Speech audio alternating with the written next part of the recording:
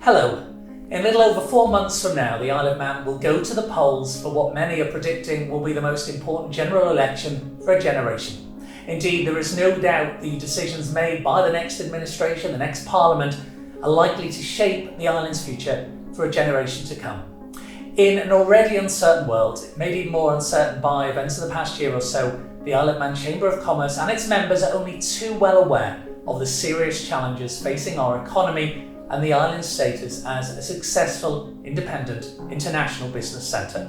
And with that in mind, and as the leading voice for the Isle of Man's business community, the Chamber has produced a business manifesto following an extensive consultation process with its members. Well, Caren, this business manifesto is written by the Chamber with the support of and on behalf of the membership. So let me begin by asking you, why did the Chamber decide to adopt this approach this time? Because it's a fairly new venture in terms of not only for the Chamber but during a general election period. Yes, you're right. We've never launched a manifesto before, and as you said, ultimately what this is an agenda for change. So we have a very broad and wide-ranging membership. We've got over 500 members. We represent many sectors and many different sizes of business. So we launched a group session of Have Your Say for all Chamber members. Every single member was invited to take part. And ultimately, the manifesto drew together feedback themes that came out of those sessions. Well, you said you had your Have Your Say sessions. I mean, what particular areas stood out for you? Was there a consistency in what you were hearing? Probably the top three themes for me were a more joined up government. And from that, it ranged from very vocal, extreme voices for a single legal entity government, for instance. And then others, a softer approach, but wanting to see more collaboration, more cross-departmental working. Skills, a proper skills strategy with proper feedback from the private and public sector was one of the big areas that came up in almost every session.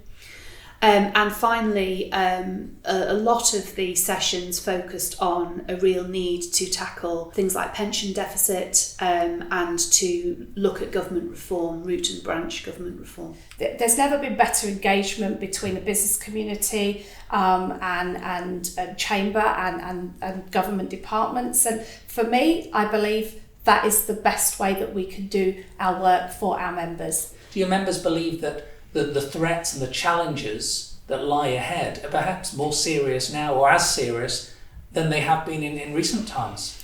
These are issues that have been around for a long time.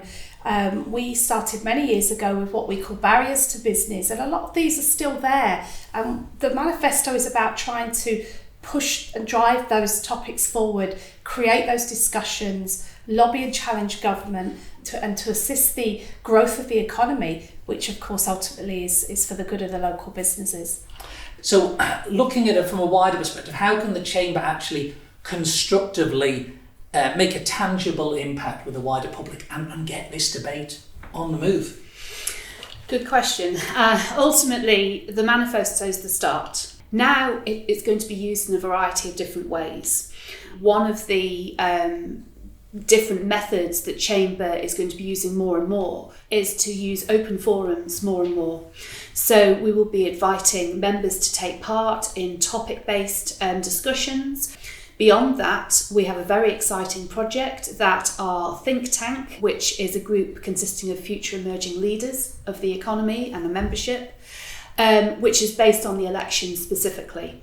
And they will seek to encourage younger demographic to vote. They will also try and liaise and engage with standing candidates to try and assess whether those priorities that the business voice has put together will actually be addressed by those candidates if they were to be successful in the election. Is there one particular thing that you would like to see members get involved with, embrace this over the next few months?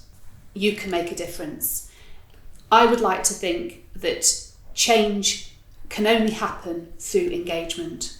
Change doesn't happen when people don't talk about things, when people don't offer their views, when there isn't a brainstorming exercise going on. Please engage and make a difference. I believe that everybody can.